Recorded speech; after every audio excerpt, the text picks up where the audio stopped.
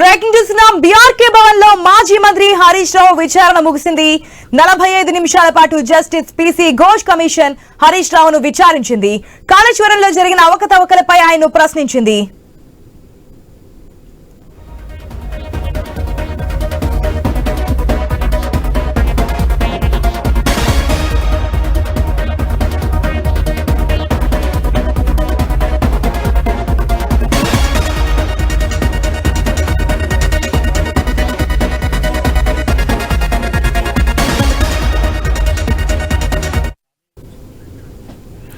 BRK Bhavan లో మాజీ మంత్రి హరీష్ రావు విచారణ ముగిసింది. 45 నిమిషాల పాటు జస్టిస్ పీసీ ఘోష్ కమిషన్ అయితే విచారించినట్టుగా తెలుస్తోంది. కొద్దిసేపటి క్రితమే విచారణ ముగిసింది. ప్రెసెంట్ బీఆర్కే భవన్ దగ్గర మా ప్రతినిధి స్వామి సిద్ధంగా ఉన్నారు అప్డేట్స్ అందించడానికి. రైట్ స్వామి, మాజీ మంత్రి హరీష్ రావు పీసీ ఘోష్ కమిషన్ ముందు 45 నిమిషాల పాటు విచారణకు హాజరైనట్టు తెలుస్తుంది. కేవలం 45 నిమిషాల్లోనే విచారణ ముగిసినట్టుగా తెలుస్తోంది. డీటెయిల్స్ ఏంటి, బయటకు వచ్చేదైనా మాట్లాడే ఛాన్సెస్ ఉన్నాయా?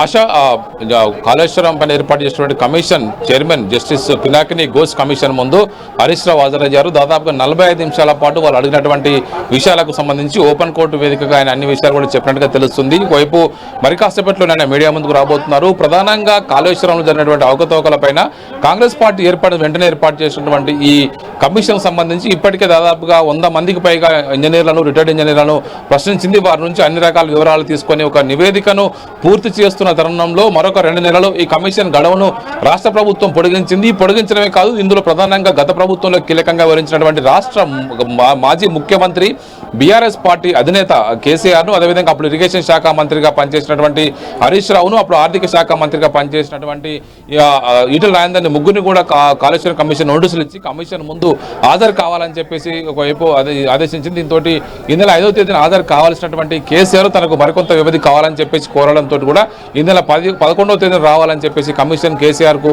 మరొక డేట్ ని సూచించింది. అయితే ఈ నెల 6వ తేదీలోనే ఆ కాళేశ్వరం కమిషన్ ముందు హాజరైనటువంటి మాజీ ఆర్థిక శాఖ మంత్రి, ఇప్పుడు బీజేపీ సిట్టింగ్ ఎంపీగా పనిచేస్తున్నటువంటి ఈటెల రాజేందర్ కమిషన్ ముందు హాజరై దాదాపుగా గంటన్నర సేపులో వివిధ అంశాలు కూడా కమిషన్ ముందు వివరించినట్టు తెలుస్తుంది. తొలుత 50 నిమిషాలు 1-to-1 విచారణలో కూర్చున్నటువంటి ఈటెల రాజేందర్ ఆ తర్వాత ఓపెన్ కోర్టులో విచారణను ఎదుర్కొన్నారు. ఆ తర్వాత ఈ విచారణలో ప్రధానంగా పలు కీలక అంశాలు కూడా ఆయన చెప్పినట్టుగా తెలుస్తుంది. బయటికి వచ్చి మాట్లాడినటువంటి ఈటెల రాజేందర్ గత బీఆర్ఎస్ ప్రభుత్వంలో కేబినెట్ అప్రూవల్ మేరకే పూర్తిగా కమిషన్ కాళేశ్వరం ఏర్పాటు చేసినట్టు కాళేశ్వరం ప్రాజెక్టు కట్టినట్టు కూడా ఆయన కమిషన్ ముందు తన చెప్పినట్టుగా తెలుస్తుంది. మరోవైపు దీనికి సంబంధించి అప్పుడు ఏర్పాటు చేసినటువంటి కేబినెట్ సబ్ కమిటీలో చైర్మన్ గా హరీష్ రావు, మెంబర్ గా ఈటెల రాజేందర్, మరో మెంబర్ గా ఇప్పుడు రాష్ట్ర మంత్రిగా పనిచేస్తున్నటువంటి తుమ్మల నాగేశ్వరరావు, అప్పుడు బీఆర్ఎస్ ప్రభుత్వంలో ఆర్ఎండ్బి శాఖ మంత్రిగా పనిచేస్తారు, ఆయన కూడా కమిటీ మెంబర్ గా ఉన్నారు. దీంతో ఈటెల రాజేందర్ చెప్పినట్టు విషయాలతో పాటు ఇప్పుడు కాళేశ్వరం కమిషన్ ముందు హరీష్ రావు ఈ కమిషన్ ముందు ప్రాజెక్టు సంబంధించి తుమ్మిడిహట్టు నుంచి ఇక్కడికి మేడిగడ్డ వరకు పవర్ ఒకవైపు డ్రా సోర్స్ ను ఎందుకు మార్చారని చెప్పేసి ఆయన చెప్పినట్టు తెలుస్తుంది. రీసెంట్ గానే ఆయన ఒక పవర్ ప్లాంట్ ప్రెజెంటేషన్ పెట్టి కాళేశ్వరం ప్రాజెక్టు సంబంధించిన పూర్తి వివరాలను ఆయన అందజేశారు. ప్రధానంగా గత ఉమ్మడి ఆంధ్రప్రదేశ్ రాష్ట్రంలో ప్రాణహిత చేవెళ్ల సుజలా స్రవంతి పేరుతోటి ఏర్పాటు చేసినటువంటి ఈ ప్రాజెక్టుకు సంబంధించి ఒకవైపు అది పూర్తి కాలేదు. అప్పుడు తమ్మిడిహట్టి వద్ద దీన్ని వాటర్ డ్రా చేసుకున్నటువంటి సోర్స్ అక్కడ నిర్ణయించారు. అక్కడ ఒక బ్యారేజ్ కట్టి వాటర్ తీసుకోవాలని భావించినప్పుడు కూడా అప్పుడు మహారాష్ట్రలో ఉన్నటువంటి కాంగ్రెస్ ప్రభుత్వం, అప్పుడు ఉమ్మడి ఆంధ్రప్రదేశ్ కాంగ్రెస్ ప్రభుత్వం, కేంద్రంలో ఉన్నటువంటి కాంగ్రెస్ ప్రభుత్వం ఎవరు కూడా దీనికి పూర్తిగా అనుమతి ఇవ్వాలి. అప్పుడు పెద్ద ఎత్తున కూడా మహారాష్ట్రలో ఉద్యమాలు జరిగాయి. దీనికి సంబంధించి అక్కడ పక్కన ఉన్నటువంటి చాప్రాల్ వైల్డ్ లైఫ్ శాంక్చురీ కూడా దీనివల్ల కొంత ఇబ్బందికరంగా మారింది. పూర్తిగా అనుమతులు రాకుండా తోటి ఇబ్బంది అయిపోతుందని చెప్పేసి మేము దీన్ని తుమ్మిడిహట్టు నుంచి కాళేశ్వరం మేడిగడ్డ వరకు దీన్ని వాటర్ డ్రా చేసుకునే సోర్స్ కోసం మేము మార్చామనేది కూడా బీఆర్ఎస్ పార్టీ చేస్తున్నటువంటి వాదన. దీనికి సంబంధించి తొలుత దాదాపుగా వైఎస్ రాజశేఖర రెడ్డి ముఖ్యమంత్రిగా ఉన్నప్పుడే దీన్ని దాదాపు 16 నుంచి 30,000 కోట్లకు, ఆ తర్వాత 40,000 కోట్లకు అప్పుడున్నటువంటి ఈ ప్రాజెక్టును సంబంధించి అంచనా వ్యయాలు పెంచారు. పూర్తిగా ప్రాజెక్టుకు ఎలాంటి పర్మిషన్ రాకుండానే అప్పుడు పెద్ద ఎత్తున కూడా మొబిలైజేషన్ అడ్వాన్సులు తీసుకొని ఒకవైపు గ్రావిటీ కెనాల్స్ కావచ్చు, టన్నెల్స్ కావచ్చు, ఒకవైపు దీని పనులు పూర్తి చేశారు. 3,000 కోట్లకు పైగా ఖర్చు చేశారు. ఒకవైపు బీఆర్ఎస్ సర్కారు వచ్చిన తర్వాత ఈ ప్రాజెక్టు సంబంధించి ఏ విధంగా రీడిజైనింగ్ చేయాల్సి వచ్చింది. కేసీఆర్ గతంలో ఉన్నటువంటి రిటైర్డ్ ఇంజనీర్ల సూచనల మేరకు ఇప్పుడున్నటువంటి ప్రాంతంలో మేడిగడ్డ, అన్నారం, సుందిల్లా 3 బ్యారేజ్లను కట్టి అక్కడి నుంచి వాటర్ తీసుకొని దీనికి సంబంధించి వాటర్ డ్రా చేసుకోవాలని చెప్పేసి భావించారు. ప్రధానంగా తెలంగాణకు ప్రధానంగా గోదావరి నది పైన ప్రధాన నీటి వనరుగా ఉన్నటువంటి ఎస్ఆర్ఎస్పీ నుంచి వాటర్ పుష్కలంగా రాని కాలంలో ఇక్కడ నుంచి వాటర్ డ్రా చేసుకోవాలి డ్రాట్ సమయంలో అని చెప్పేసి కూడా అప్పుడు భావించే దీనికి రీడిజైన్ చేశారని చెప్పేసి కూడా చెప్తున్నారు. అప్పుడు ఉన్నటువంటి ఒకవైపు తమ్మిడిహట్టి వద్ద డ్రా చేసుకునే వాటర్ కంటే కూడా ఇక్కడ దాదాపు 240 టీఎంసీల వాటర్ను యూజేజ్ చేసుకోవడం కోసం అన్ని రకాల ఏర్పాటు చేశాము. ఇప్పటికే 2 టీఎంసీలు రోజుకు ఒకవైపు దీన్ని ఎత్తిపోసే విధంగా దీన్ని డిజైన్ చేశారు. మరొక టీఎంసీకి అదనంగా దీన్ని కేటాయింపులు చేసి పెట్టుకున్నారు. దాదాపుగా ఇప్పటికే 90,000 కోట్ల పైగా ఈ ప్రాజెక్టు సంబంధించి ఖర్చు చేసినామని చెప్పేసి కూడా తెలుస్తుంది. ఇందులో ప్రధానంగా 60,000 కోట్లు కాళేశ్వరం ఒకవైపు లిఫ్ట్ ఇరిగేషన్ సంబంధించి కార్పొరేషన్ ఏర్పాటు చేసి వివిధ బ్యాంకుల నుంచి లోన్లు తీసుకొచ్చి 60,000 కోట్లు ఇప్పటికే దానికి సంబంధించి ఖర్చు చేశారు. మరొక 30,000 కోట్లను రాష్ట్ర బడ్జెట్ ద్వారా ఖర్చు చేశారు. మొత్తానికి 90,000 కోట్లు ఖర్చు అయినటువంటి ఈ కాళేశ్వరం ప్రాజెక్టుకు సంబంధించి ఆర్థికపరమైన అవకతవకలు కావచ్చు, ప్రాజెక్టులో టెక్నికల్ అంశాలకు సంబంధించి ఎక్కడ డివేట్ అయ్యారా, ఇంజనీర్లు సూచించినటువంటి విషయాలను పక్కన పెట్టి పొలిటికల్ గా విధానపరమైన నిర్ణయాలు ఏమైనా మార్పులు చేశారని చెప్పేసి కూడా కమిషన్ ఇప్పుడు విచారిస్తుంది. కమిషన్ విచారించేటువంటి కీలక అంశాలు ఏంటంటే విధానపరమైన నిర్ణయాలు. ఒకవైపు టెక్నికల్ అంశాలు మాకు ఏం తెలియదు, టెక్నికల్ అంశాలన్నీ కూడా ఇంజనీర్లే చూసుకున్నారు. మేము ఒక విధానపరమైన నిర్ణయం ప్రభుత్వం ఇక్కడ ఈ ప్రాజెక్టు కట్టాలని చెప్పేసి ఒక విధానపరమైన నిర్ణయం తీసుకున్న తర్వాతనే వాళ్ళంతా ముందుకు సాగారు అని చెప్పేసి కూడా రీసెంట్ గా కమిషన్ ముందు హాజరైనటువంటి ఈటెల రాజేందర్ స్పష్టం చేశారు. ఒకవైపు టెక్నికల్ అంశాలను కూడా ఇంజనీర్లు చూసుకుంటారు, విధానపరమైన నిర్ణయాల్లో మాత్రమే. అప్పుడు ముఖ్యమంత్రి ఒకవైపు కేసీఆర్ పూర్తిగా అన్ని డిపార్ట్మెంట్లను ఒకవైపు అన్ని శాఖలను సమన్వయం చేసుకొని ఒకవైపు క్యాబినెట్ సబ్ కమిటీ చేసుకున్న తర్వాత సబ్ కమిటీ ఒకవైపు దాన్ని అప్రూవల్ చేసిన తర్వాత ముందుకు వెళ్లారని చెప్పేసి కూడా చెప్పారు. కానీ ఈ విషయాన్ని ఇప్పుడు సిట్టింగ్ మంత్రిగా ఉన్నటువంటి తుమ్మల నాగేశ్వరరావు దీన్ని ఖండిస్తున్నారు. ఒకవైపు అది కేవలం కాళేశ్వరం కోసం వేసినటువంటి క్యాబినెట్ సబ్ కమిటీ కాదు, ఒక 3-4 ప్రాజెక్టులకు సంబంధించినటువంటి విషయంలో క్యాబినెట్ సబ్ కమిటీ వేసి ఆ తర్వాత దీన్ని ముందుకు తీసుకెళ్లారు. ఒకవైపు దీన్ని ఎగ్జిక్యూటివ్ ఆర్డర్ ఇచ్చి ముందుకెళ్ళి తీసుకెళ్లారని చెప్పేసి కూడా ఆయన ఒకవైపు తుమ్మల నాగేశ్వరరావు ఒకవైపు ఈటెల రాజేందర్ చెప్పిన విషయాన్ని డీవియేట్ అవుతూ దాన్ని వ్యతిరేకిస్తూ తన వాదన చెప్పుకునే ప్రయత్నం చేశారు. ఆయన కూడా తాను సుమోటోగా కమిషన్ ముందు వెళ్ళి మరిన్ని విషయాలు దాన్ని అందజేస్తానని చెప్పేసి కూడా ఒక తుమ్మల నాగేశ్వరరావు స్పష్టం చేశారు.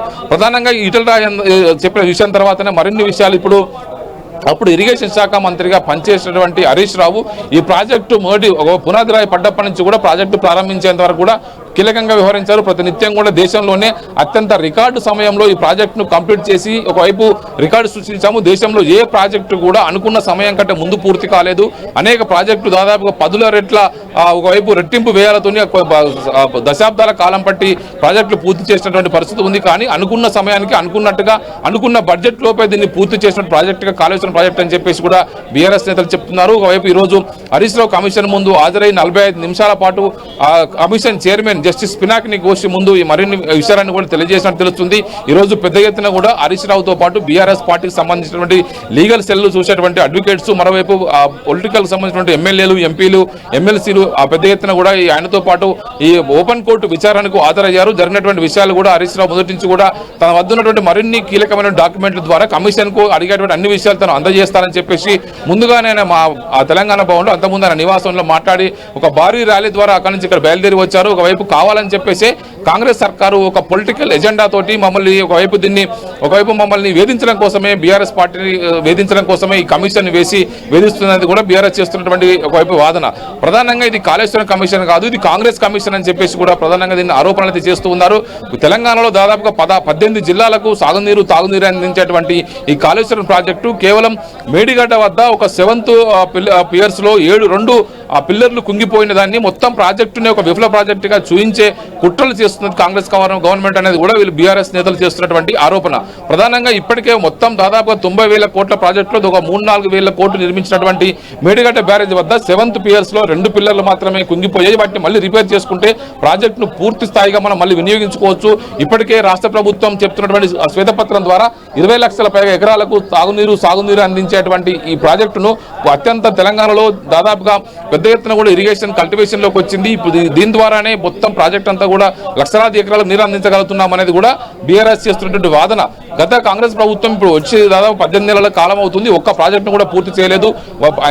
ఏ ప్రాజెక్టును పూర్తి చేయకుండా కేవలం పొలిటికల్ ఎజెండాతోనే, కేవలం మమ్మల్ని వేధించాలనే లక్ష్యంతోనే ఈ కమిషన్లు వేసి ఇబ్బంది పెడుతున్నారు అనేది కూడా బీఆర్ఎస్ నేతలు చేస్తున్నటువంటి వాదన. ఈ రోజు ఈ కమిషన్ ముందు ఒకవైపు హరీష్ రావు వాళ్ళు అడిగినటువంటి 45 నిమిషాల కాలంలో కాళేశ్వరం కమిషన్ ముందు ఈ కాళేశ్వరం ప్రాజెక్టు సంబంధించి తమ్మిడిహట్టి నుంచి మేడిగడ్డకు వాటర్ సోర్స్ పాయింట్ ఎందుకు మార్చాల్సి వచ్చింది, ఒకవైపు దీన్ని ఎందుకు ఇంత పెద్ద ఎత్తున తీసుకోవాల్సి వచ్చింది అనేది కూడా పూర్తిగా సవివరంగా వివరించే ప్రయత్నం చేస్తున్నారు. ఈ మొత్తం గోదావరి నది పరివాహక ప్రాంతంలో 50% తెలంగాణ ప్రాంతంలోనే ప్రవహిస్తుంది.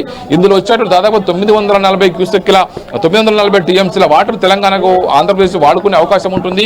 ఇప్పుడు ప్రాజెక్టు కనుక మనం పూర్తి చేయకపోతే బచావత్ ట్రిబ్యునల్ వచ్చే నాటి బచావత్ అవార్డు కనుక వచ్చేది ఉంటే దీన్ని మరోవైపు దీన్ని ట్రిబ్యునల్ వేసి అవార్డు వేసేసే అవకాశం ఉంటే కనుక ఖచ్చితంగా తెలంగాణకు అన్యాయం జరుగుతుంది. ఇది పూర్తిగా ప్రాజెక్టులు వినియోగించుకోవాల లక్ష్యంతోనే కేసీఆర్ ప్రాజెక్టులను కూడా పూర్తి చేస్తున్నారు.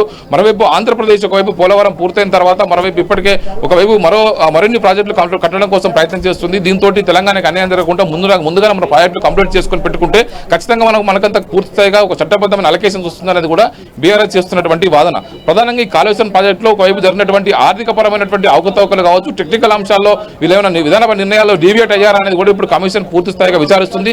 ప్రధానంగా మేడిగడ్డ బ్యారేజు, ఒకవైపు అన్నారం సుందిళ్ల బ్యారేజీలో పెద్ద ఎత్తున కూడా ఒక బొంగలు పడడం కావచ్చు, మేడిగడ్డ వద్ద ఒకవైపు పిల్లర్స్ కుంగిపోవడం కావచ్చు, వీటిపైనే పెద్ద ఎత్తున కూడా రాజకీయంగా గందరగోళం నెలకొని ఉన్నది. గత అసెంబ్లీ ఎలక్షన్స్ కు ముందు ఒకవైపు నాటి పిసిసి చీఫ్ గా ఉన్నటువంటి రేవంత్ రెడ్డి, అప్పుడు ఏఐసిసి అధ్యక్షులుగా ఉన్నటువంటి రాహుల్ గాంధీ ఇద్దరు అక్కడ విజిట్ చేసి దీన్ని పూర్తిగా క్వాలిటీ లేకుండా కట్టారు, హడావుడిగా కట్టారు, దీన్ని పూర్తిగా అవినీతి ప్రాజెక్టుగా దీని ఒక సోర్స్ గా మార్చుకొని పెద్ద ఎత్తున కూడా నిధులు కొల్లగొట్టారని చెప్పేసి బీఆర్ఎస్ ప్రభుత్వంలో ఉన్నటువంటి నాటి పెద్దలపైన, కేసీఆర్ పైన, అప్పుడున్నటువంటి ప్రభుత్వం పైన పెద్ద ఎత్తున ఆరోపణలు చేశారు. దీన్ని ఒక పొలిటికల్ ఎజెండాగా మార్చుకొని ప్రజల్లోకి తీసుకెళ్లి సక్సెస్ అయ్యి ఆ రాష్ట్రంలో అధికారంలోకి రాగలిగారు. కానీ వచ్చిన తర్వాత ఇప్పుడు మళ్ళీ జరిగినటువంటి విషయాలపైన కమిషన్ ఏర్పాటు చేసి కమిషన్ ద్వారా దీన్ని విచారించే ప్రయత్నం చేస్తున్నారు. ఇందులో భాగంగానే ఇప్పుడు ఒకవైపు ఇప్పటికీ ఇటల రాజేందర్ని విచారించింది ఒకవైపు కమిషన్. ఇప్పుడు హరీష్ రావు కూడా కమిషన్ ముందు హాజరయ్యి తను చెప్పాలనుకున్న విషయాన్ని కూడా కమిషన్ ముందు చెప్పినట్టుగా తెలుస్తుంది.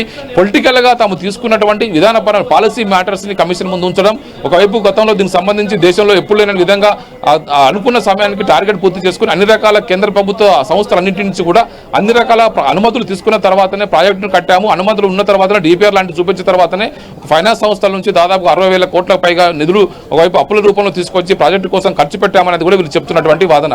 దీంతో ఈ రోజు మరిన్ని విషయాలు మరి కాసేపట్లోనే హరీష్ రావు కిందికి వచ్చిన తర్వాత మీడియా ముందు వివరించే అవకాశం కనబడుతుంది. ప్రధానంగా వారు మొదటి నుంచి కూడా దీన్ని ఒక పొలిటికల్ ఎజెండాగా కాంగ్రెస్ చేస్తున్నటువంటి ఒకటి ఎదురుదాడిగానే చూస్తున్నారు. ఖచ్చితంగా కమిషన్ ముందు అన్ని విషయాలు మేము తెలియజేస్తామని చెప్పి అంటున్నాయి. మీ కమిషన్ చేస్తున్న విషయాలకు మీ కమిషన్ ముందు వెళ్ళడానికి వాళ్ళు భయపడుతున్నామని చెప్తున్నటువంటి ఆధారాలను వాళ్ళు వైపు వాదనని ఖండిస్తున్నారు. మరియు 11వ తేదీన మాజీ సీఎం బీఆర్ఎస్ పార్టీ అధినేత కేసీఆర్ కూడా కమిషన్ ముందు హాజరయ్యి మరిన్ని వివరాలు తెలియజేస్తారని చెప్పేసి బీఆర్ఎస్ పార్టీ నేతలు అంటున్నారు. ఆశ right Swamy, thanks for the update. మొత్తంగా 45 నిమిషాల పాటు సాగింది విచారణ. అయితే 45 నిమిషాల విచారణ తర్వాత మరికొద్దిసేపట్లోనే హరీష్ రావు కూడా మీడియా ముందుకు వచ్చే అవకాశం అయితే ఉంది.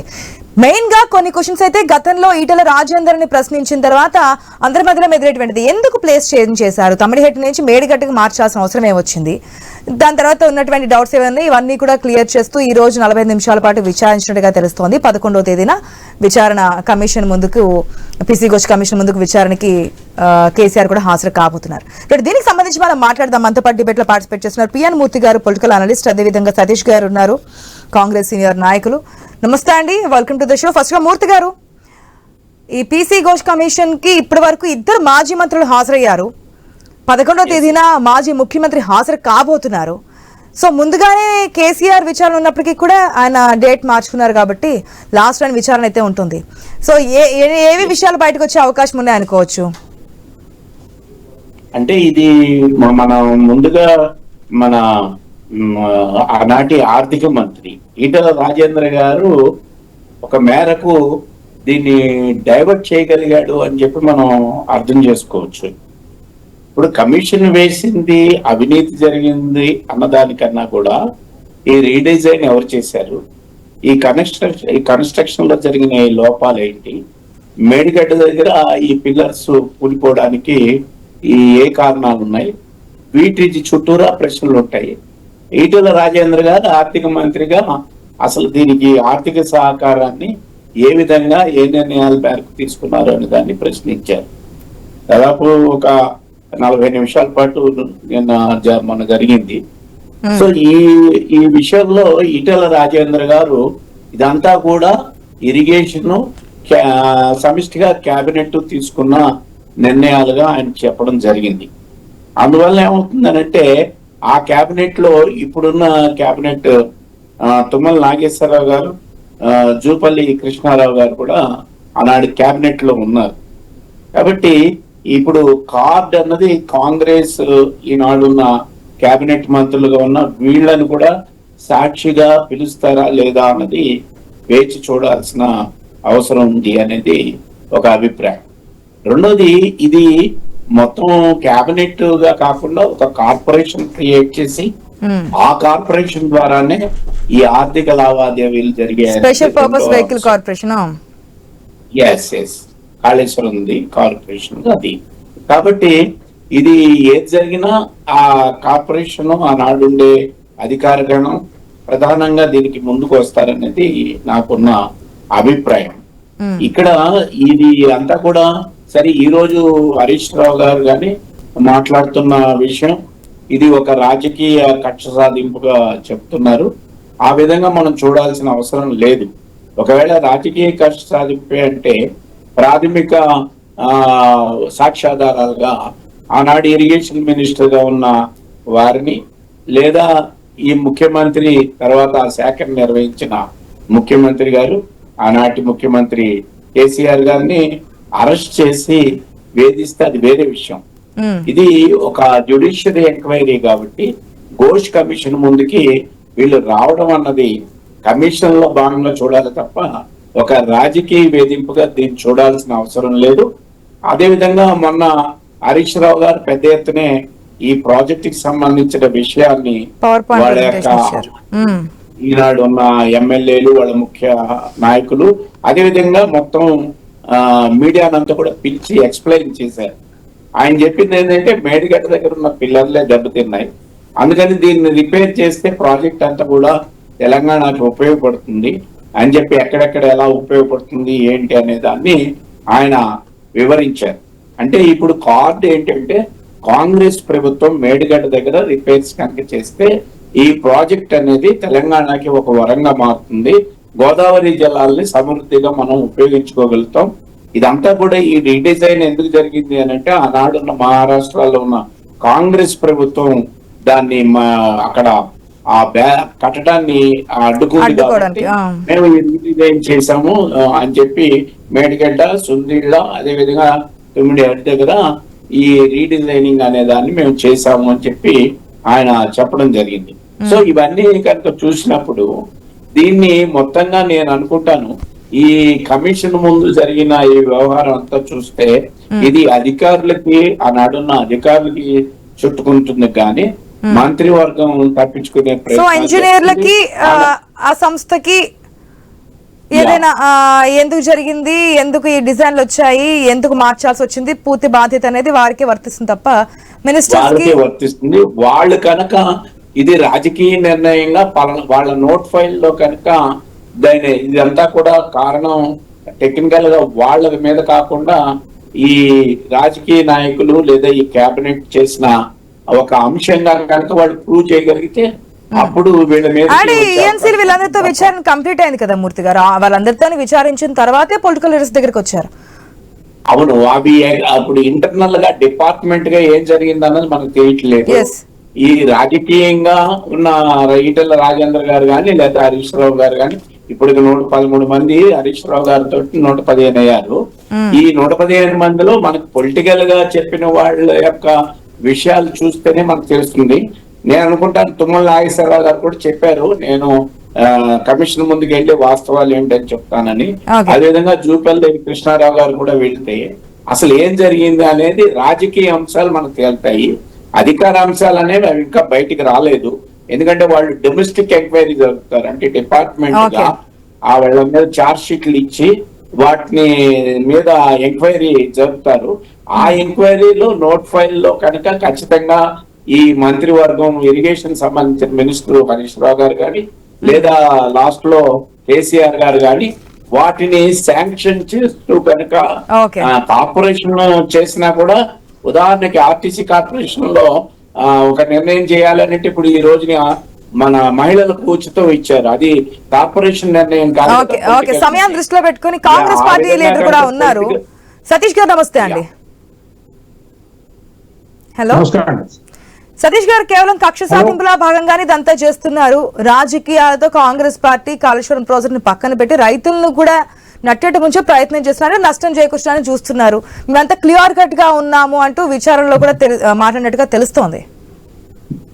ఇప్పుడు ముఖ్యంగా మేడం, ఇప్పుడు హరీష్ రావు గారు నిన్న పవర్ పాయింట్ ప్రజెంటేషన్ ఇచ్చినా, లేకపోతే ప్రభుత్వం ఈరోజు ఒక కమిషన్ వేసి అని చెప్పేసి దానికి ఘోష్ గారితోనే విచారణ జరిపించినా, అక్కడ ప్రధానంగా మేడిగడ్డ దగ్గర ఆ బ్యారేజ్ కుంగిపోవడం అనేది నిజమా కాదా?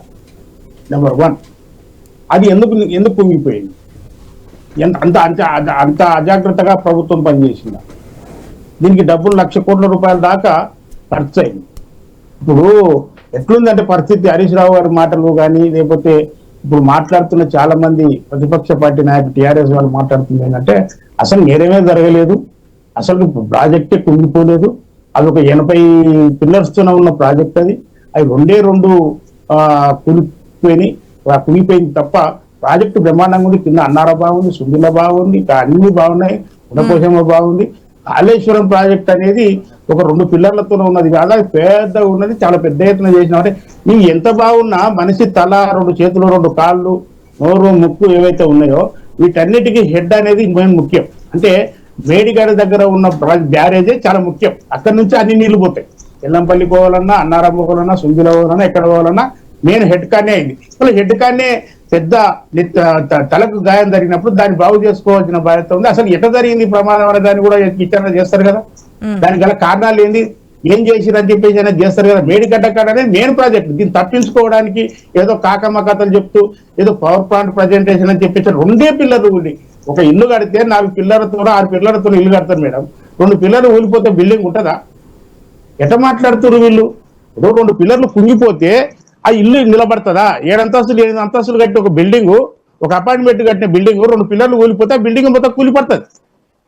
ఇంత కూడా ఇంకింత జ్ఞానం ఇంత చిన్న పిల్లల్ని అడిగినా చెప్తారు ఆ ప్రాజెక్ట్ ఎట్ట ప్రాబ్లం అయింది అనేది. కనుక ఇక్కడ నేరాన్ని ఖచ్చితంగా ఒప్పుకోవాల్సింది. అక్కడ పనిచేసిన కంపెనీలే కానీ, ఆ కాంట్రాక్ట్ తీసుకున్న వాళ్ళే కానీ, ప్రభుత్వమే కానీ ప్రజాధనం అండి అది. ఇక్కడ ఖర్చు పెట్టేది ఇప్పుడు అక్కడ దానికి డబ్బులు కట్టుతున్నది ప్రజలతోనే కట్టాలి. ప్రజలు ఇచ్చే పన్నుతోనే దాన్ని కట్టాలి. ప్రజాధనాన్ని దుర్వినియోగం చేస్తాం. మేము నేరం చేయలేదు, ఘోరం చేయలేదు అని చెప్పేసి అని మాట్లాడడం అనేది చాలా అసలు రాష్ట్ర ప్రజలందరూ, దేశ ప్రజలందరూ కూడా చూస్తున్నారు. ఇక్కడ ప్రధానంగా దోషులు ఎవరు కూడా తప్పించుకోలేరండి. ఇందులో మాత్రం క్లియరు.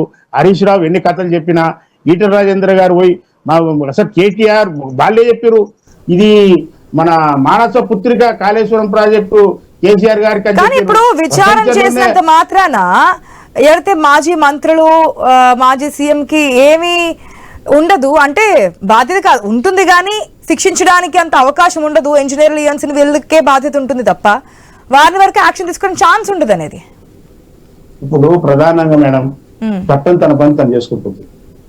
ఇప్పుడు అసలు ఎందుకు అట్లా అయింది అంటే ఇప్పుడు దాదాపు మా ముఖ్యమంత్రి గారు రేవంత్ రెడ్డి గారు కూడా మాట్లాడారు. దాదాపు దీని మీద శిక్షించాలనుకుంటే 150 మంది ఇంజనీర్లను ఉద్యోగాల నుంచి తొలగించాల్సి వస్తుందని చెప్పేసి అని మాట్లాడారు. అంటే మేము తొలగించాలన్నా, ఉంచాలన్నా, ఇటువంటి దౌర్భాగ్యమైన పరిస్థితి ఎందుకు దాపరించింది అని చెప్పేసి అని కూడా ప్రస్తుత ప్రభుత్వం కూడా బాధపడుతుంది. ఈ రోజు వాళ్ళు జరిగిన పొరపాటును మాత్రం ఒప్పుకోవచ్చు. ఇప్పుడు అన్నారం బ్యారేజ్ దగ్గర కూడా ఏమైంది అన్నారు, దాని కింద బుడగలు వస్తున్నాయని చెప్పేసి మనం చూసినాం, పత్రికలలో చూసినాం, టీవీలలో కూడా చూసినాం. అదే రకంగా సుందిళ్ళ దగ్గర, ఇప్పుడు అదే రకంగా కొండపోచమ్మ కాడ కాలువని కొట్టుకుపోయే పరిస్థితి. అంటే నేనేమంటున్నాను, ఎందుకు ఇంత నాసిరకంగా పనులు చేశారు? కమిషన్ల కోసం కక్కుర్తిపడి నాసిరకంగా చేసి ఇటువంటి ప్రజల కోసం కట్టే ఈ ప్రాజెక్టులను ఈ రకంగా నాసిరకంగా చేస్తే రేపు నాడు ప్రమాదం జరుగుతే పరిస్థితి ఏంది? ఇప్పుడు వీళ్ళు అంటారు నీళ్ళు ఇవ్వండి ఏమైతుంది అంటే అది నీళ్ళు ఇడితే కొట్టకపోతే కింద కూడా ప్రజల పరిస్థితి ఏంది, భూముల పరిస్థితి ఏంది? కనుక వీళ్ళు ఏదో నోటికి వస్తారని చెప్పేసి నోరుంది కదా అని చెప్పేసి అని ఇష్టం వచ్చినట్టు మాట్లాడితే అది ఎవరు కూడా చూస్తూ అందరు గమనిస్తూనే ఉన్నారు వీళ్ళు చేసిన నేరం ఏంది అనేది, వీళ్ళు చేసిన తప్పిదేమైంది అనేది. కనుక ఈ విచారణలో పూర్తిగా తేలుతుంది. మొన్న ఈటల రాజేంద్ర గారు కూడా పోయినారు, మంత్రివర్గం తీర్మానం అని చెప్పేసి అన్నారు. ఇన్ని రోజులేమో కేసీఆర్ మానస పుత్రిక అన్నారు, కేసీఆర్ గారు ఇంజనీర్ అన్నాడు, కేసీఆర్ గారు మొత్తం మహామేధావి అని చెప్పినారు వాళ్ళే. మళ్ళీ ఇప్పుడేమో మొత్తం మంత్రివర్గం అంటే సరే మంత్రివర్గం తీసుకున్నా అలా ప్రభుత్వం తీసుకున్న ప్రజాధనాన్ని దుర్వినియోగం చేసారు. ప్రాజెక్టు మాత్రం ఆగం అయిపోయిన పరిస్థితి ఉన్నది. అయినా సరే మేము దాన్ని ఊరుకోవాల్సిన పని లేదు. దాన్ని మేము ఖచ్చితంగా రిపేర్లు చేస్తాం, అన్ని చేస్తాము. కేటీఆర్ చెప్తున్నది పెద్ద పర్యవాసిందా, ఒకటే పర్యవాడింది అని చెప్పేసి పర్యట పడుతుంది. ప్రాజెక్టులు ఎన్నో కట్టిన ఎక్కడ పర్యలు పడ్డాయా, ఎక్కడన్నా అదే అయిపోయిందా? కనుక వీళ్ళు నిర్లక్ష్యం అండి, పూర్తిగా నిర్లక్ష్యం వహిస్తూ ప్రజాధనాన్ని దుర్వినియోగం చేసి కమిషన్ల కోసం కక్కుర్తిపడి రీడిజన్ వాస్తవానికి 9 ఏటి కాడ ఉన్న దాన్ని ఎందుకు వీళ్ళు ఇప్పుడు దీని ద్వారా అంటే ఈ కమిషన్ ద్వారా ఏదైతే మీరు అంటున్నారో అక్రమంగా సంపాదించాలనో లేదా నిధుల దుర్వినియోగం కోసమే దీన్ని రీడిజైన్ చేశారనేది ఈ విషయాలు ఇవన్నీ బయటకు వచ్చే ఛాన్సెస్ ఉన్నాయా? కేవలం ఎందుకు కూలింది, ఈ డిజైన్లు ఎవరు, నాణ్యత ఏంటి, ఎవరు పర్మిషన్స్ ఇచ్చారు, ఎందుకు ప్లేస్ మార్చారు, తుమ్మిడిహట్టి నుంచి మేడిగడ్డకి ఎందుకు మార్చారు, ఇవే వస్తాయి? లేదంటే అన్నిటి గురించి కూడా వివరణ వచ్చిన తర్వాత యాక్షన్ ఉంటుంది అనుకోవచ్చా? ఇప్పుడు ఖచ్చితంగా రిపోర్ట్ అనేది మొత్తం వస్తుంది మేడం. ఆల్రెడీ ఇంజనీర్స్ చెప్పిండు, అధికారులు ఇప్పుడు సారి చెప్పిండు 115 మంది ఇప్పటికి ఇప్పుడు హరీష్ రావు గారితో 115 మంది అయింది. రేపు 116 కేసీఆర్ అయిపోయింది. అయితే దీన్ని ఆయన అదృష్టం వీళ్ళే పలుస్తుంది. ఆయన 6వ నెంబర్ ఉంది కదా, ఆయన లక్కీ నెంబర్ కనుక కేసీఆర్ గారు లక్క లేకపోతే ఏం చేసిందో ఈ తెలంగాణ ప్రజలను బుక్ చేసి పడేసిండో ఆగం చేసిండు అనేది రేపు తేలుతుంది. మొత్తం రిపోర్ట్ అనేది బయటకు వచ్చిన తర్వాత దాన్ని చట్టం తరఫున తను చేసుకోకపోతే ఖచ్చితంగా నేరం అనేది ఇప్పుడు అది నేరం జరిగినట్టే కదా, లోపం ఉన్నందుమూలనే కదా కుంగిపోయింది. ఇప్పుడు అది అవినీతి పాల్పడడం అనేది కదా కుంగిపోయింది. సక్రమంగా చేస్తే సక్రమంగా క్యూరింగ్ చేస్తే ఆ పరిస్థితి వచ్చేది కాదు కదా. ఈరోజు కమిషన్ల కోసం వీళ్ళు కొత్త ప్రాజెక్టులను రివిజన్ చేసి ఉన్నదాన్ని ఉన్నది కొత్తగా చేసి మహారాష్ట్ర ఒప్పుకోలేదు, అక్కడ 148 ఫీట్ల కాళ్ళు ఒప్పుకున్నారు, 152 ఒప్పుకోలేదు అని చెప్పేసి అని మాట్లాడుతున్నారు. ఇంకోటి కట్టిన ప్లేస్ కూడా ఇప్పుడు ఏదైతే మేడిగడ్డ అక్కడ కట్టిరో అది కుంగిపోతుంది, అక్కడ సాయిల్ గట్టియలేదని చెప్పేసి అని కూడా చెప్తున్నారు. ఇవన్నీ అందరి నిపుణులు సలహా మేరకు పూర్తిగా రిపోర్టు ఏదైతే వస్తుందో ఆ రిపోర్టు వచ్చిన తర్వాత చట్టం తన పని తీసుకోకపోతే ప్రభుత్వం ఏ నిర్ణయం తీసుకోలేదు తీసుకుంటుంది. ఓకే, ఖచ్చితంగా తీసుకుంటుంది. మూర్తి గారు, ఎస్, ఇప్పటికే అంటే పొలిటీషియన్స్ దగ్గరికి వచ్చిన తర్వాత మాజీ ఆర్థిక శాఖ మంత్రి, మాజీ ఇరిగేషన్ మినిస్టర్, ఇప్పటివరకు ఇద్దరు మాజీ మంత్రులు అయ్యారు.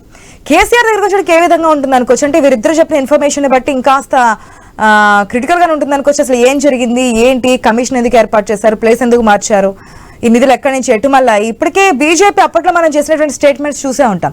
1,00,000 కోట్ల అవినీతి జరిగింది, కాళేశ్వరం అనేది బీఆర్ఎస్ పార్టీకి అంటే అప్పట్లో టీఆర్ఎస్ పార్టీకి ఒక ఏటీఎం లా మారిపోయింది, ఇవన్నీ కామెంట్స్ చూసాం కదా. నేను అనేది ఏంటంటే ఇందులో 2 అంశాలుగా విడదీసి చూడాలమ్మా. ఒకటి, అసలు బ్యారేజీ డిజైన్, ఆ డిజైన్ తీసుకున్న పాలసీ అది మంత్రివర్గం, అది తప్ప, అది కరెక్టా కాదా, రీడిజైన్ చేయడం అన్నది కరెక్టా కాదా అనేది తేలాల్సిన అంశం. అది ఇప్పుడు ఈ కమిషన్ లో తేలుతుంది. ఇది రీడిజైన్ చేయడం కరెక్ట్ కాదు, ఈ పాలసీ ఇలా చేసి ఉండకపోవలసింది అనేది చెప్తుందా, లేకపోతే ఈ పాలసీ కరెక్ట్ కానీ కట్టడాల్లో లోపాలు జరిగినాయని చెప్పి కమిషన్ చెప్తుందా, మనం వేచి చూడాల్సిన అవసరం ఉంది.